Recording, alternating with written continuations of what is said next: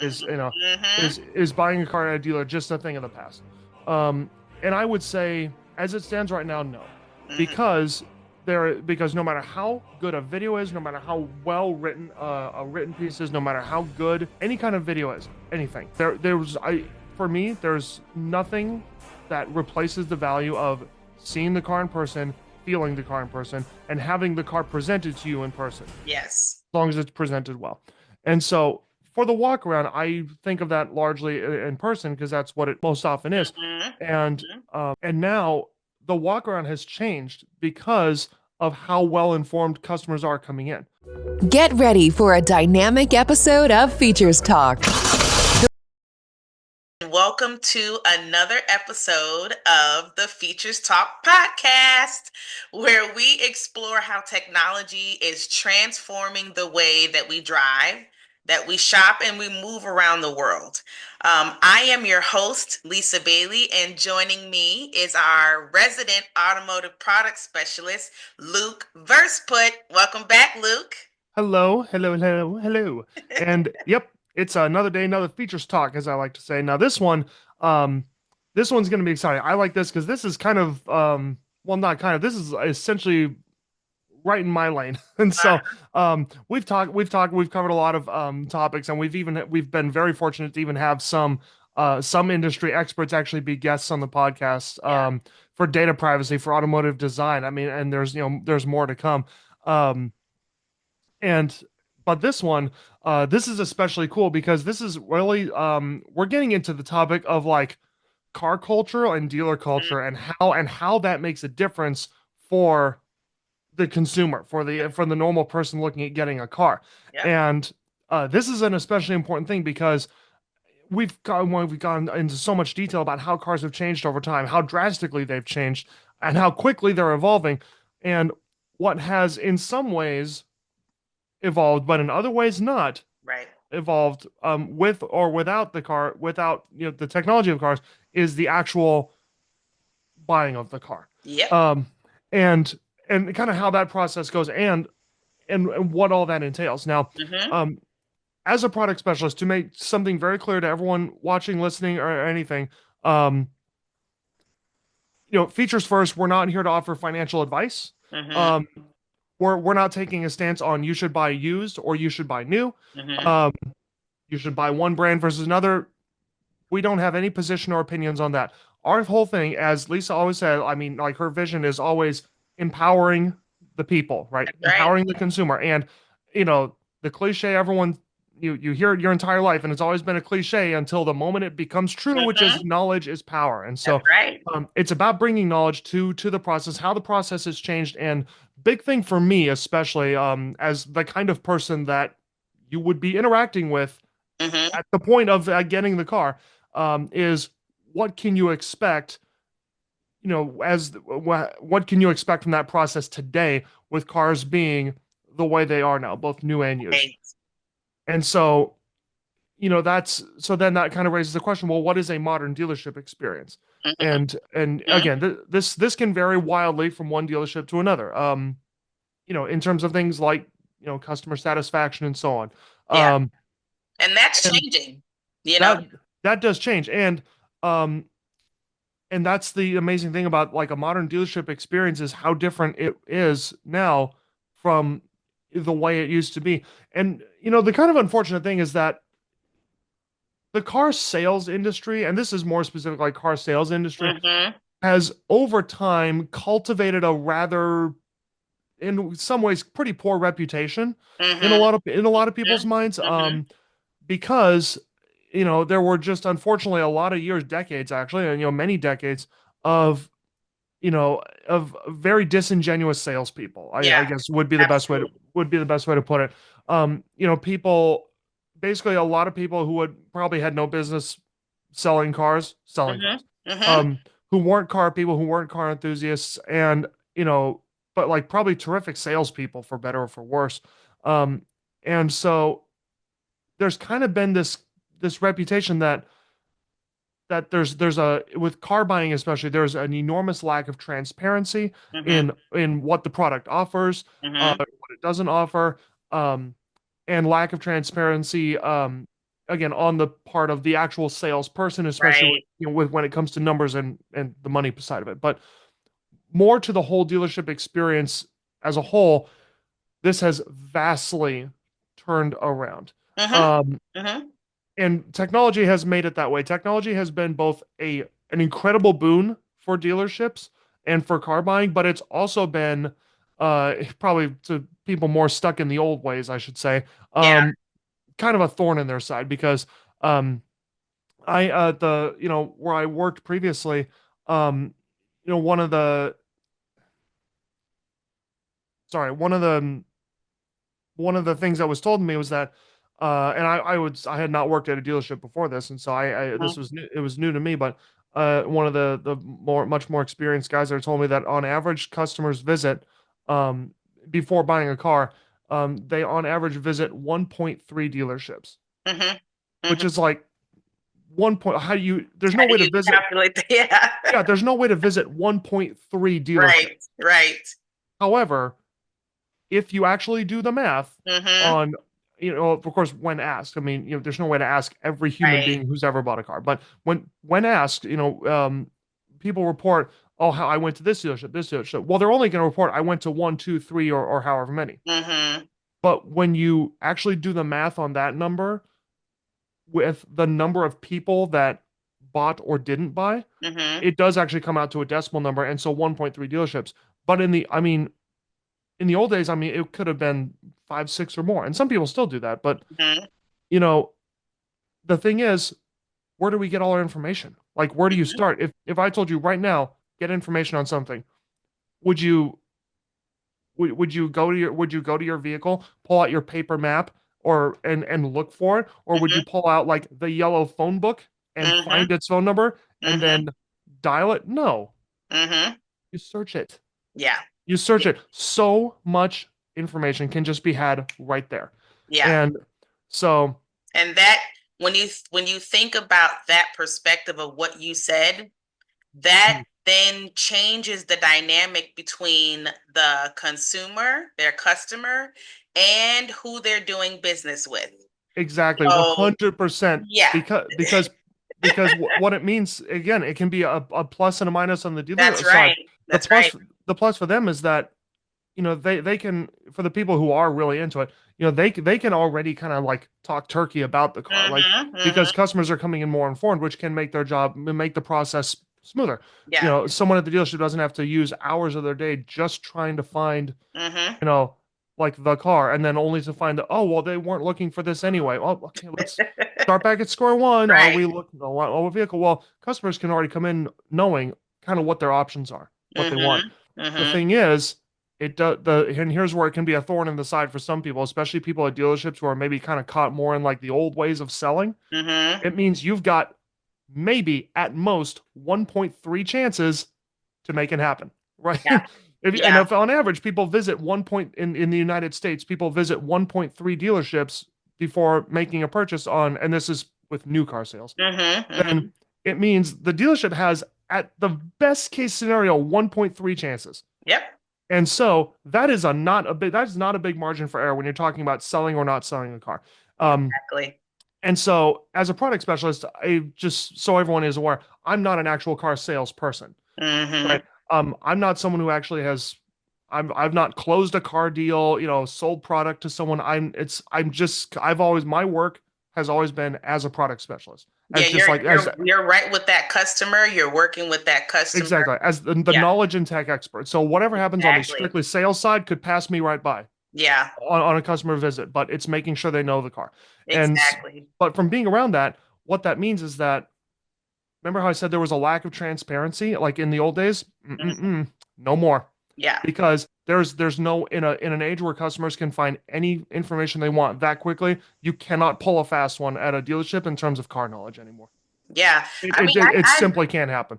I have come across just in my time of um, looking at use cases for Features First and where we can be valuable, as a company.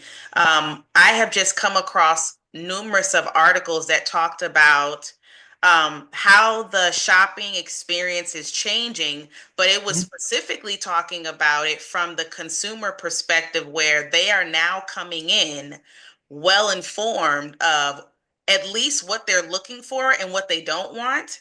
Oh yeah, And it's challenging, the staff to be more knowledgeable. And I know that there's training that the salespeople go through, and then also a product specialist. If you don't have a product specialist, it might be the salesperson who's responsible for delivering that type of information to the it, customer. But it mostly is. As a quick side note, most dealerships yeah. are like that. Not most dealerships don't have dedicated product specialists. Mm-hmm. That's actually not. It's not an industry standard by any means. Yeah, yet, and then that's Yeah, it. That speaks to the shift that we're in right now is exactly. with more informed customers coming in. You see dealerships carving out product specialists because Oh yeah. consumers, now we have way more advanced technology in vehicles. And so that shopping experience, whether you're shopping online or you're shopping in person at a dealer, that experience is now evolving because you're coming in more informed about what Yeah. you want. And so it's having all of that data available to you before you come in or before you start to search is empowering consumers. And now Mhm. that things are tech savvy, and especially with connected vehicles and data being collected and subscriptions probably coming along the way, there's Oh so yes. many things that we as consumers now will have to be aware of. And so the shopping experience is going to change. And education and training is like one of the most important things that I see for consumers, because I just see the questions coming now. Well, what about this? Well, what about that? And Oh yeah.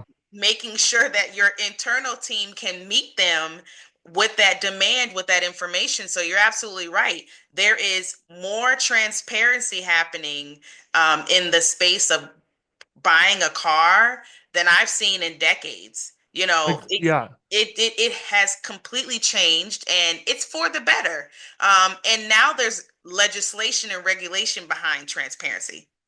So Hmm. now you have, the whole privacy talk around cars that are coming with all of these technologies that are collecting data. And then now the OEMs stepping into subscriptions for this type of technology and advancements. Oh It, yeah. it, A they, lot of car Mhm. features. I mean, subscriptions for car features are actually pretty normalized now. Yeah. Yeah. That's no longer some pie in the sky thing. Like subscription services are pretty common now. hmm And they are going to start expanding that across the board with Oh yeah, certain more and more. ADAS features that are not currently under subscription. And so, as a consumer, you might start shopping and the cost breakdown might look different. So, Hmm. what used to be maybe an upfront cost, there is a subscription that you're now subscribing to. So, Yeah. and they're obviously stepping us as consumers into that experience, because when you get a vehicle, it usually Excuse comes me. with a companion app, especially if you're talking about a new vehicle. So they're already kind of getting you used to, sharing in that extended experience as to being an owner of that vehicle. Mhm. But you also see, if we're talking about like what does a modern dealership experience look like, you also see the use of video like taking off right now. Oh yeah. Um, Oh, if you think enormously. about, Yeah. yeah, the use of video, when you think about even the walk around, even the marketing of dealerships right now, how they're getting to their customers, just like you said earlier, we are on our mobile devices. And we're not just on our mobile devices, we're on social media channels, we're on TikTok and all these other platforms that allow us to see, public opinion, the real deal, before we Hmm. make decisions. But now you see that the dealership experience is now extending into video and social media. And so even Oh how yeah. selling and communicating with consumers is evolving. And I think it's so interesting to see what we were just talking about earlier about the sales, and how like everybody just knew when you said you were going to the dealership, they were dreading it because it was Yeah. like, Like, I oh, don't I gotta want go. you. I you know, gotta go to freaking sell buy to a me. car. Like, yeah. Exactly. But to see that whole sales process now um expanding into video, the use of video and that conversation and that dynamic that happens on social media platforms, it's very interesting. The use of video right now, even with the walkarounds, when we had Jonathan Oh on yeah. about the design, it's like now, how do I prioritize what I choose to show the consumer? And he said on his podcast, it's led by them. So they're telling him, his audience, what they want to see. And Yeah. so now at a dealer, you're trying to get that information from the customer. What do they want to see? And somewhat of that you have to know, just by using whatever tactics you have, that that customer, but it's Sure. also going over some of the things that the customer doesn't know in that Right. video walk around. Exactly. So the walk around is a big thing. That's something that I really want to get into because I have very strong feelings and opinions about the almighty walk around on a car. Yeah. Um, and and yeah, so video has become a lot more prevalent. There's a lot of people I know who are like salespeople, like will Hmm. actually like selling cars where they're keeping, they're having, their like numbers kept track Hmm. Hmm. of. And part of their requirement is to send a certain number of videos per month to Yeah. customers. Yeah. To whichever leads of theirs are like the hottest, like or whichever Hmm. customers they are able to engage with the most. Hmm. And it's required. It's required that they send the videos because, um, and you would know more about this than I do because I'm not pursuing like entrepreneurship in the same way that you are. And so, hugely, like when it comes to advertising, you meet them where they are, Hmm. right? And Hmm. so now that has both become easier and more difficult to do. Oh But yeah. um, again, meet them where they are. Send a video. Yep. How many times are we Yep. watching videos, right? And not that the video you send them is going to be like the next Instagram reel or something that they scroll to, but again, that's meeting them It's where they some are. kind of video content that's going Exactly. out instead of a phone call. Exactly. Instead of a phone call or something of that nature. And so, um, whether it's video or in person, the walk around is a big thing for me because that's been Hmm. almost, I guess you could say, in a way, like good thought out walkarounds have kind of been the crux of my career for the Yeah. past like little about 6 years now, Yeah. and almost 6 years, and so this is something I'm really big on now. This is where I would say, because the question's been asked. I've heard the questions like, "Oh, are dealerships like going away? Is Hmm. Hmm. is buying a car at a dealer just a thing of the past?" Um, and I would say, as it stands right now, no, Hmm. because no matter how good a video is, no matter how well written a written piece is, no matter how good any kind of video is, anything, there's I for me, there's nothing that replaces the value of seeing the car in person, feeling the car in person, and having the car presented to you in person, Yes. as long as it's presented well. And so for the walk around, I think of that largely in person because that's what it most often is. Hmm. And Hmm. um and now the walk around has changed because of how well informed customers are coming in. That's right. And so it's no longer on the product specialist to just and I've done training for a bunch of like newer product specialists that would have like started after I did and Hmm. at where I worked before. And I would always tell them it's not the job of the product specialist to just it's to say everything you know about every car to everyone. Hmm. There's just too darn much of it. Hmm. Um, if I told you and what year is your car? 2020. Okay, so 2020, that's already about 5 years back. Oh yeah. Oh yeah. And even then, Hmm. if I were to say, make a list of every feature, and I mean that as generally as possible, every feature on your car at all, Hmm. would you ever complete the list? Probably not. No. It's like there's so many, and that's a 2020 from 5 years ago. I Hmm. imagine nowadays. Hmm. And so, and we've talked at great length about what kind of features are in cars and Yep. upcoming features. Um, and so there's just too much for every person, and not to mention it would just be verbal information overload for the customer. Absolutely. No matter how much of a car enthusiast you are, it would just be like, oh, this is too much.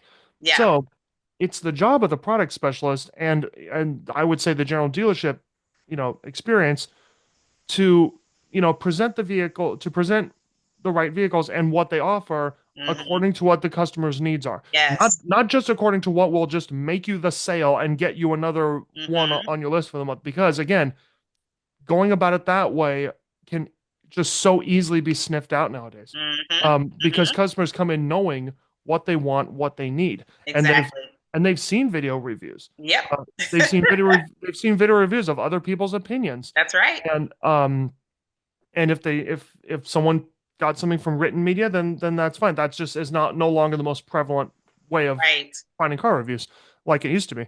And so people are coming all in already informed, and so you can't, lie to a customer about the usefulness or lack of usefulness in a vehicle for their particular use case, Mm-hmm. right?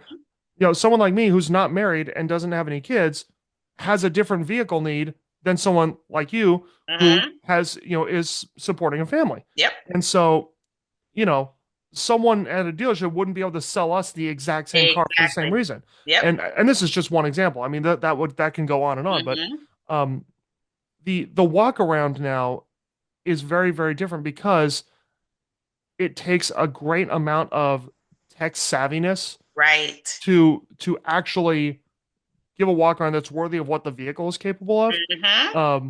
But more importantly, what is useful for what a Or customer wants. yes, yes, yes. I mean, I can talk for hours on that conversation because it is so needed and for so long in the at the dealership, because of the type of vehicles and honestly, even consumer awareness, I believe. Because Mhm. there has been things in our cars that we didn't know how to work. Okay, and no one was really asking. It was okay. It was fine. Um, Right. but because of the advancements, we are not dealing with the same vehicles as before. These are literally computers. Oh And yeah. so it changes the game with what is now important. And then also, let's take it a step further and say, what are the things that we should be letting them know about? That they might not know about. You know what I'm saying? Just like you were Yeah. saying, instead of just trying to give them the bare minimum, let's also let them know. In the case of what we want to focus on is there are some tech savvy driver assistance systems in here. And Oh so yeah. we want you to know that these are at work. This is what's in the vehicle. This is how it's already comes turned on. You can turn it off this way. And having that type of tech savviness is it's a requirement now, especially in the new car Oh yeah. space. And so that whole walk around is evolving into a tech conversation. Mhm. And the more empowered that we are as consumers, well, now we're coming in and navigating that conversation for you. So we're telling you, this is what we want to talk about. And then we need to be met with, we got you. This is what you need to know. And Exactly. not with, oh, I didn't know that was in the vehicle. Oh, let me Yep. go check to see if that's in your vehicle. That kind of conversation. And so it's more of a tech focused walk around, looking at even like getting enrolled in the subscriptions. Maybe when you purchase the car, the subscription is automatic, but those types of questions around what does that look like? What if I want to cancel a subscription? What does that look like? Those kinds of Yeah. conversations are going to start to be part of the walk around because I want to know all of that before I say yes to this car. I want to know about all of that. And even looking Mhm. at the responsiveness of some of the technology. So going in and Yeah. touch screen, Just how it feels. Just how yeah, it feels to you. The tactility of it is hugely important yeah, 100%. And so because not every car automaker does that the same way and to the same level of perfection. hmm we talked about that in our previous episode. It may look nice online, okay, but once you get in that car and get behind the wheel, it might not be in the words of Luke, your cup of tea. That. Good advertising can make any feature look and Yeah. sound and like conceptually be awesome. Yep. But when you're actually on the road, paying attention to what you need to, you might find that an entirely touch sensitive volume slider might not be your cup of tea. Exactly. And so, and that, I mean, again, see our last episode for more on the debate of Yes. should things be touch sensitive in cars or not. Yes. But yeah, I mean, those are things again. How the walk around has evolved. It's getting at things like that in the past wouldn't have had to get into.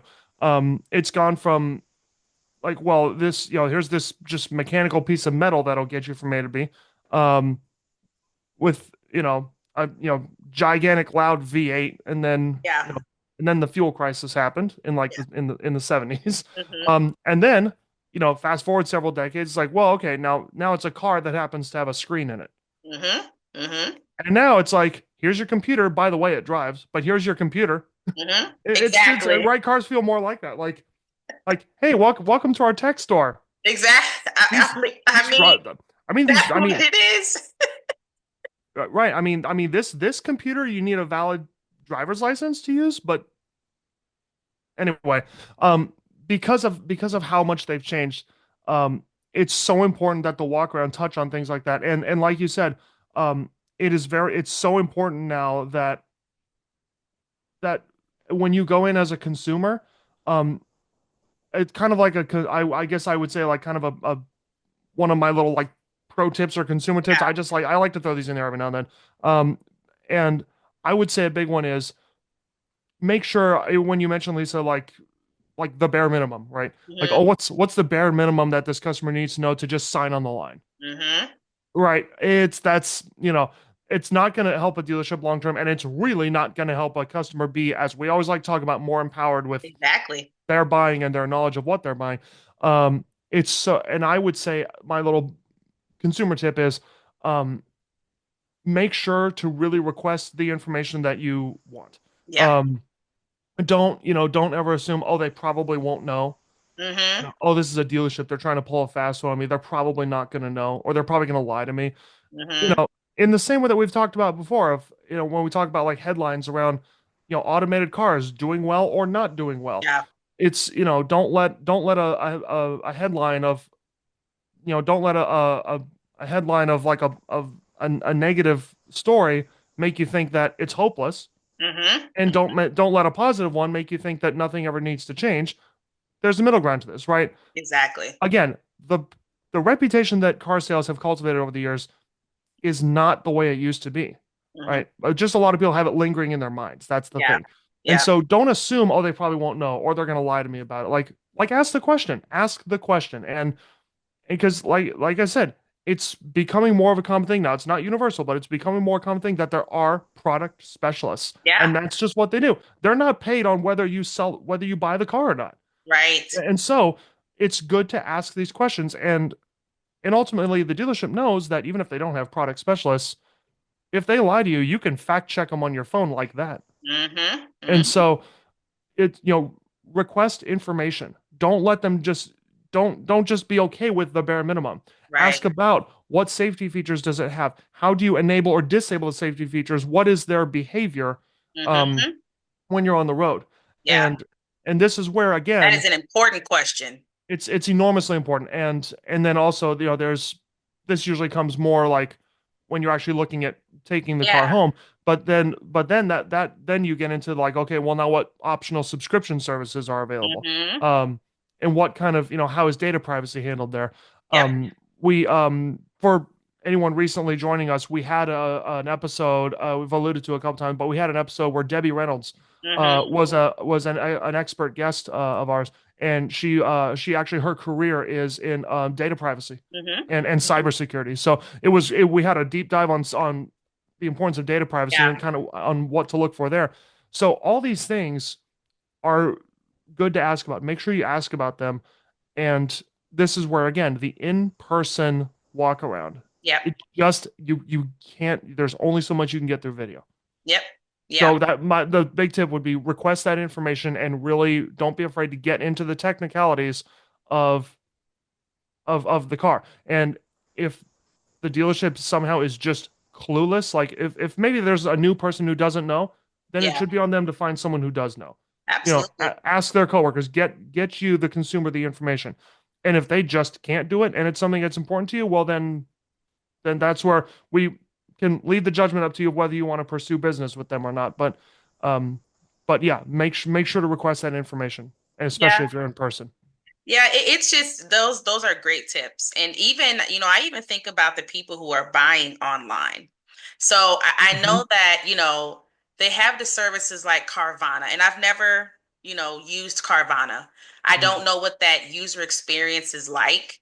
No, Um, me neither. but I just can't imagine not having the ability to have some kind of test drive period. Maybe it's where, you get the vehicle and there's some type of period of time from when you originally receive it to, that ending point where it's like a test period. I don't know what that looks like, but even when you're shopping online, especially newer vehicles that have advanced tech in them, make Yes. sure that you somehow can test drive that vehicle. Whether it's upon pickup that you're test driving it, or there's some type of test drive period if you're going fully online, because those are experiences that are they work well for people. They want to shop completely online, and they're Hmm. doing that. Even though I just heard that Carvana purchased a dealership, they're getting into that space. That's going to be very interesting, but I won't get off on that tangent. But Mm-hmm. yeah, you definitely want to make sure that you test drive that vehicle, and you ask the questions, like Luke said, request your demo, and if they don't know, get to somebody who does know. Because you still want the product, but there's plenty of people that sell that product. So you Yep. want to make sure that you can leave empowered, knowing what the heck you have on your hands. I'm just thinking about all of the articles that I have recently seen over the past 2 to 3 months of different manufacturers who are stepping in hot water when it comes to privacy and data collection. And it was because maybe the consumers didn't know what was going on, or maybe the manufacturer wasn't upfront, but it's just becoming so much more vital and crucial that we are empowered to know what questions to ask and that we're met with that information. And Yep. that flows into what the next thing that I want to talk about or touch on a bit is brand loyalty. So looking Yeah. at how the experience with buying a vehicle is changing, whether it's online or in person, that is absolutely going to affect brand loyalty. And so, Luke, I would say, how has online shopping transformed the buying experience, especially when it comes to thinking about brand loyalty? Right. Well, okay. I've had my last, however many cars from this brand. They've never steered me wrong. Why go somewhere else, right? Exactly. Um, and so yeah, online shopping is a big thing. And this, I mean, the intersection of, online shopping and the pros and potential cons of it, and then brand loyalty. I mean, this intersection happened for me, um, last month. There was a couple, not elderly, but a much older couple. I would say probably in their 70s. Mm-hmm. And they, they had had minis Okay. for years. I love those. You're right. Yeah, they're cool. Um, it's one of the more niche vehicles out there, Mm. but I mean, you know me, I love the niche cars. Yeah. Um yeah, I mean they've had minis for years and years. And Mini Coopers and Countrymans and so on. So they had a Mini Countryman that they were trading in, and they want to trade it in towards the new Countryman, which for them I think was Mini Countryman number 5, Mm. and of number 4 or 5. And so they worked out, the deal with whoever their salesperson was. And they were about an hour and a half away from us. And they lived about an hour and a half away. And it's not that they couldn't drive, they're getting a car, but just, Yeah. you know, partially because they've been like repeat customers, and because of their age and because of the distance, they had someone deliver the car to them. Okay. And that was me. Okay. So I delivered this brand new 2025 Mini Countryman to them, and there it is, they're right in their driveway. They're the previous generation Mini Countryman that they're looking at trading in from, Countryman from a few years back. And they look at the new one, they sit inside it, and they realize it's too big for them. it's just too big and not big in the same way like a Chevy Suburban is big, Yeah. Yeah. but just too big feeling for them. I mean, minis like any car have gotten bigger from what they used to be. I mean, Mm-hmm. look up a mini from like the 60s and 70s, you'll see what I mean. Mm-hmm. Um, and like the original mini could fit in like my bedroom. Wow. It's like a micro car.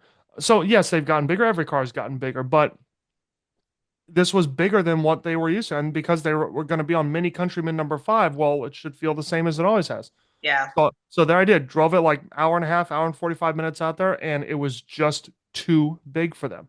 Mm. Um, and of course, what I also brought with me was, the paperwork for them to sign, Of course. which which ended up not being signed Right. because, and they called their salesperson. They said, and they were, to their credit, they were very, very nice. They were Yeah. very courteous, and they were extremely apologetic about this.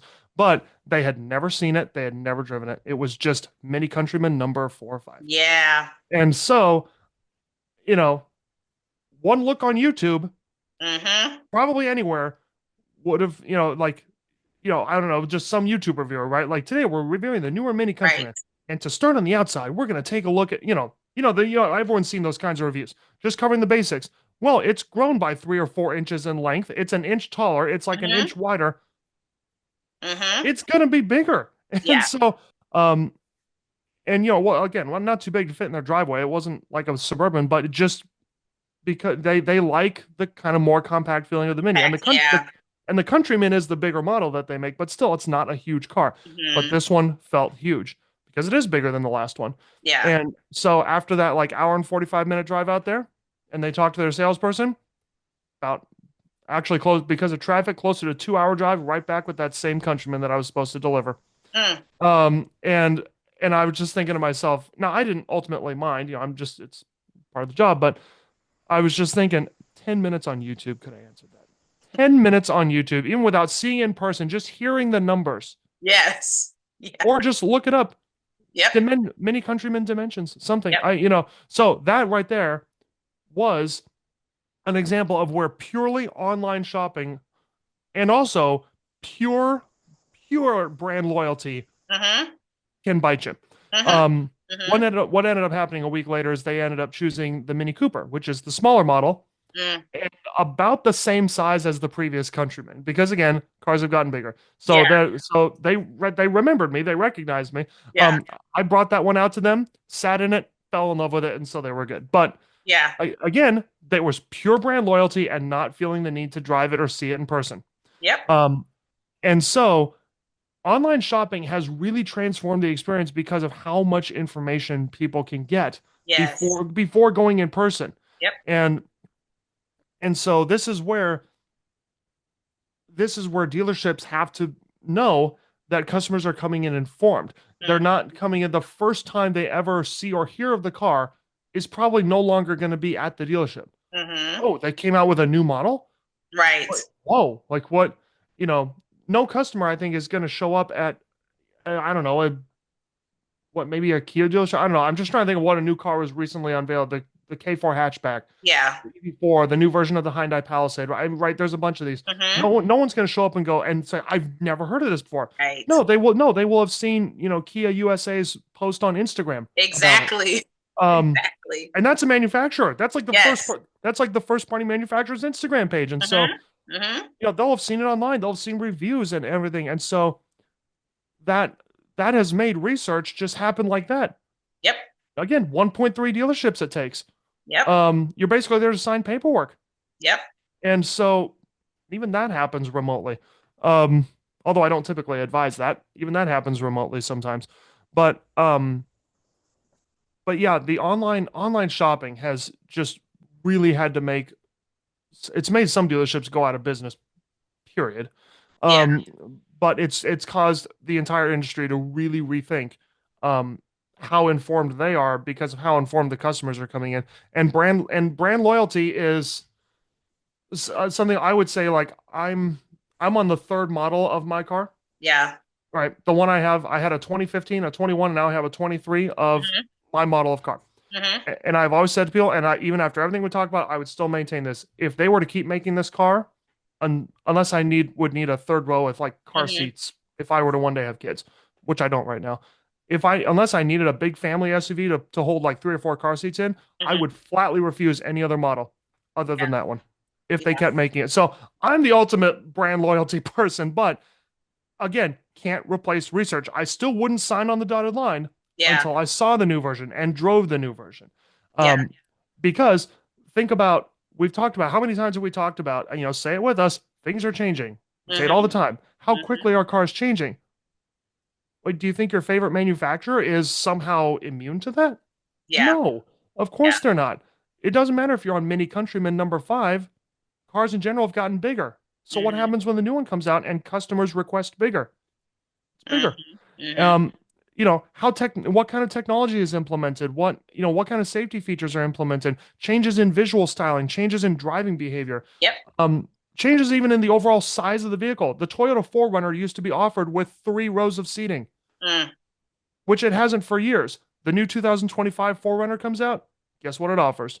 3 rows again for the Yeah. first time. For the first time in almost I think a decade or more. Things change.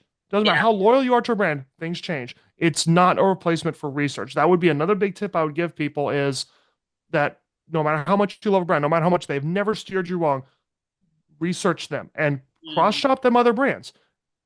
Allow yourself to be surprised. Allow yourself the possibility that as technology moves forward, as cars change, as consumer tastes, as the market's taste evolve, allow yourself the possibility that maybe someone else does it better Mhm. Mhm. or does this thing better. And if after your research you just still decide that you know what, it's close enough that I still just, you know, I'm not going to bet against a streak, then that's fine. Yeah. There's nothing wrong with brand loyalty ultimately coming down and being the thing that makes you buy the car if you've researched everything else and it's like a neck and neck race of Yeah. this one or this one. Well, then yeah, I would get the one I'm familiar with. Yeah. But yeah, online shopping has made it very easy to find that information. That's how these two really tie in. It's become easier to find this information, how they differ. Yeah. It highlights the importance of pre-sale and post-sale support and honestly Mhm. reimagining what that looks like. So that, that story that you told, just from the dealer's perspective, now there is a risk that when we take this vehicle to this buyer who has said they want it, the paperwork's ready, we've already counted that off the lot. No, it's coming back because they might not like that car. So Right. it's even the dealer now has to think about that. Where it used to be we drop the car off, we know that customer wants it. But now there's so much changing, whether it's the size of the vehicle, whether it's more of a panoramic touch screen, that maybe the buttons are moved around. It could be some of the smallest changes that can Mhm. happen to a vehicle, especially if you have a loyal customer, one that has been through Mhm. different models with this specific manufacturer. A small Yeah. change could be big to that particular customer. Yeah. And so there is now this level of risk that puts pressure on what does our pre-sale support look like? So how Mhm. detailed are we getting with the information we're sharing with the customer? So if you as the salesperson or the product specialist knows that, oh, this person, I don't know how the data collection happens, but you know what vehicle that they have. And you know they're getting a new vehicle. And if you know that the last 2 or 3 have been with the same manufacturer, the same style and model and trim, then you might know, let me tell them that the car might seem a little bigger. Mhm. So it's starting to look at what does the consumer need to know. That's a big change that can reduce that risk of them not liking the car because they haven't Yes. been here in person. So that is, Exactly. Louder for people in the back. yeah. That is So important. And to yeah, quickly address something you said of not knowing how the data collection happens, how the data collection happens is you ask. yeah, yeah, It's on the product specialist, the salesperson to ask, yeah. what vehicle do you currently drive? What is the manner in which you currently drive? How many passengers do you carry? Hmm. This or that, right? If they're Hmm. shopping for trucks, how much are you towing? How much are you, stuff like that. Exactly. And so that's how the data collection happens is it's it's on us to ask. Yeah. And it was a big part of like when I would train others as well, is knowing what questions to ask. Hmm. Don't go in blind. Don't go Hmm. in blind. Be nice, be courteous, be respectful of people, and you'll get the information you need. Yep. Not because you, as the product specialist, are trying to sell anything, but so that you know how to inform them. Correct. And When that's you so. come I from mean, that perspective, any customer will be grateful for that. yeah, that if anyone else was wondering is how do you find this out about the customer? Well, whether they contact you by phone, email, internet lead, or just coming on in person, that's how you know. Yeah. You ask. And that process will continue to evolve because, like we Mm. said, we have more informed customers, but then we also have, man, had I mentioned that the car was bigger, we probably could have not went through driving all the way there, coming back, and then, you know what I mean? Like, Yep, companies and exactly. dealers are looking at that, but now also there is the conversation of the post sale support, and that's where a company Yep. like us steps in. It's just like we've said, there's so much information to share with a customer at the point of purchasing a vehicle. And so there's things that take precedence and priority on that list that, the dealership is going over.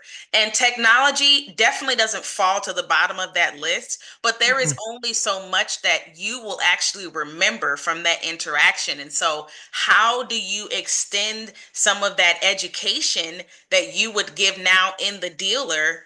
Now we're looking at, what does post-sale support look like? Do we have to Yep. extend that to make sure that we are available for the customer for these technology questions, or I changed my mind questions, or I don't know how to use this? And so, we're talking to dealers about that post-sale support around the technology in cars, and extending that conversation that they would have at the dealer. And so all Mhm. of this plays into brand loyalty. They are going to be more loyal to a brand that looks at them in a way where it's not a transaction, but it's, let's try to support you before and after, making sure you have everything that you need to really take advantage of your purchase. Because it's Exactly. not a cheap one. Right. It's Yeah. like the second largest purchase that an individual will make is to get a vehicle, to buy a car. Yeah, So exactly. it's And it's it's very important, you know. yeah, it's enormously important. And with all this, with how things are now, it can be easier than ever for a brand to build loyalty. Yep. Um, Yep. but Agreed. it can also be, again, there's less margin for error. It can be really easy to turn someone off um to a product lineup if they're not informed, or if they feel like whoever is supposed to be informing them is being disingenuous. Yeah. Um and so that's that's an enormous thing. The brand loyalty does play a huge part. And I mean, one of the things that I do very regularly is actually follow up with customers who have bought, Yep.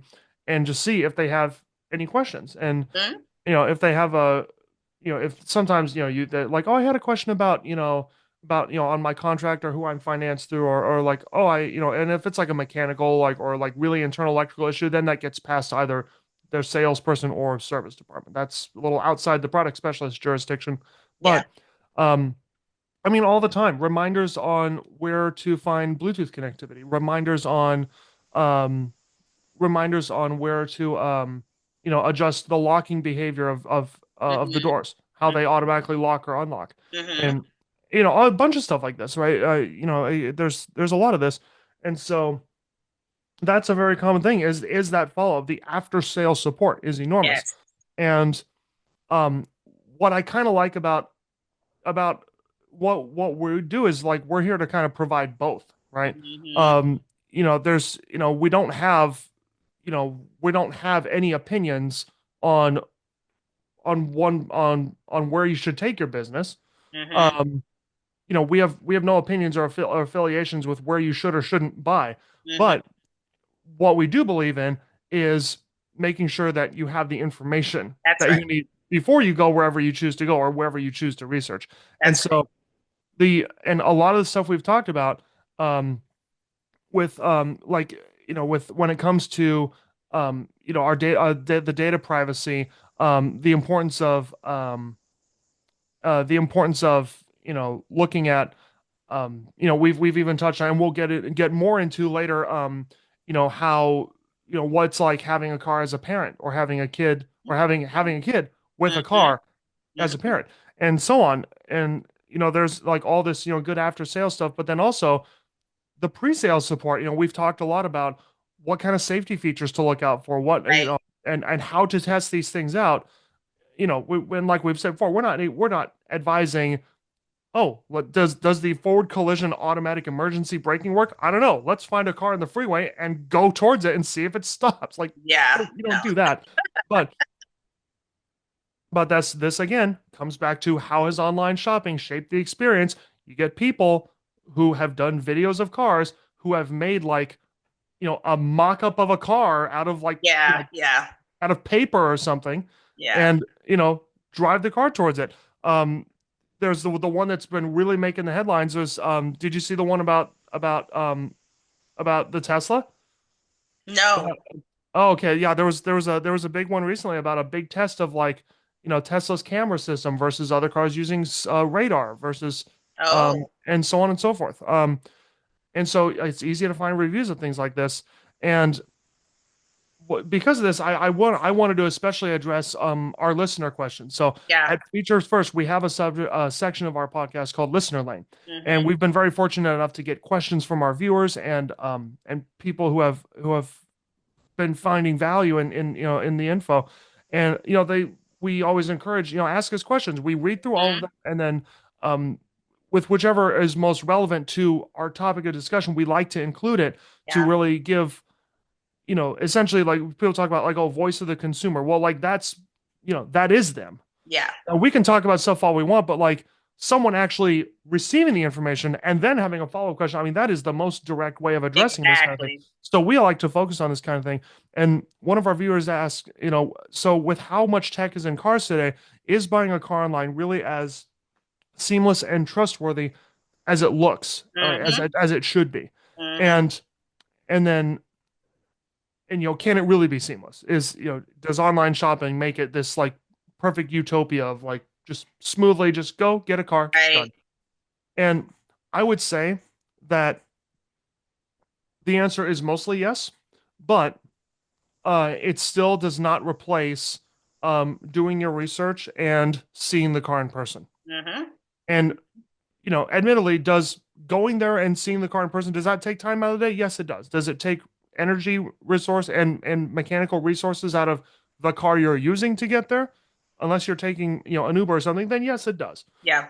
Yes, it's taking time. Yes, it's some legwork for you to do, but I mean, better that than, waiting a couple hours to have a car delivered for you and then find out it's not what you wanted. I And mean, so and so, even if you're sworn by that brand for the last five cars, yes, going in person does open the door for in-person interaction, which some people are very, very nervous about, yeah. and which, I mean, people are imperfect. Not everyone's perfect. Some dealers are going to handle in-person interaction better than others. Yeah. Not everyone's perfect. Yeah. And so, well, I should say no one's perfect, but some are gonna do it better than others. Mm-hmm. Um, you know, there might be the occasional pushy salesman. There might be the occasional someone who just doesn't have an answer to a question that you're asking. Mm-hmm. Um, that kind of thing can happen, but I think the benefit of seeing and feeling a car in person that you're interested in, or that you need to compare with others, is hugely worth it. Mm-hmm. Um, and the thing is, what I would, in answer to the, is it really as seamless? I would say the part that you can make more seamless is the kind of, I would say, the big picture questions. I mean, more so, when I say big picture, I mean, not big picture like, do I want a car or a boat? I mean, like, if it's, I would say more like, am I looking for an SUV or a Right. truck or a sedan? Right. Just regardless of what safety features have, what the brand is, just, will a truck, an SUV, a sedan, a sports car, anything, what will suit me? Yeah. Um, Look at your own needs, because you know your own needs better than any dealership. And look, okay, how many people am I carrying? How how many people am I carrying? What are the ages of the people that I'm carrying? How Mm-hmm. often do I carry them? how far am I driving? Mm-hmm. And and it's more of its own thing. But look, do I need to tow or haul things? Mm-hmm. That's kind of getting more into like the truck specific market, but still, I mean, valid things to ask, right? And so have that be where you can make it more seamless because you can then very easily just see best three-row family SUVs, Mm-hmm. you know, least expensive two-row SUVs, um, best sports cars for the money. Yeah. And so, or or it's just, if you are looking at it's the outside of the world of supercars, if you're looking at maybe you're not really on that tight of a budget, well, which one just has the most features? Mm-hmm. Which car is just the most badass, right? you Yeah. know you can find a lot of this stuff without having to go in person. Yeah. And so you can, once you get this kind of big picture stuff narrowed down, okay, I need an SUV that has three rows. It doesn't need to be the very biggest SUV. It doesn't need to be like bordering on a bus, but it also can't be too small because the kids are getting old enough now where they can't drive themselves, but they're also getting old enough that we're going to need the third row to Mm-hmm. be roomy enough for not everyone, but for the smaller people. Although it doesn't appear on camera, like me, I'm 6'5". I'm not really third row material. Yeah. Um, but if you have like younger kids who would fit in a third row, kind of know what your needs are. And then once you know that, that can all be done online. It can be done from the comfort of your own home, from your own device. Mm-hmm. Once you kind of know that, then I would say it would be wise to then incorporate the in-person dealership Mm-hmm. it's like, okay, I'm comparing these multiple SUVs. I keep saying SUVs, but just because in America that is the most Yeah. popular, that's by far the most, outside of pickup trucks, the most popular product segment. Yeah. Um, but whatever the kind of car is, okay, I'm comparing all these like these similar vehicles, drive them. That's where you can start getting into the specifics of asking the person. Remember, I said really request information. Mm. Hold the dealership accountable for knowing what they're talking about. Yeah. Request the information. This how the safety features work, data privacy, um, behavior on the road, test drive the vehicle. So it can be a very seamless thing, and you can take a lot of the stress out of buying a car by seeking out information like ours and other resources that you can do from the comfort of your own home Yeah. before doing that step. I completely agree. And just from listening to what you're saying, you're putting the power back in our hands. The Mhm. question is, can it be seamless? Yeah, it depends on what platform you're using. It's your choices. There are platforms that, can do all of that research for you.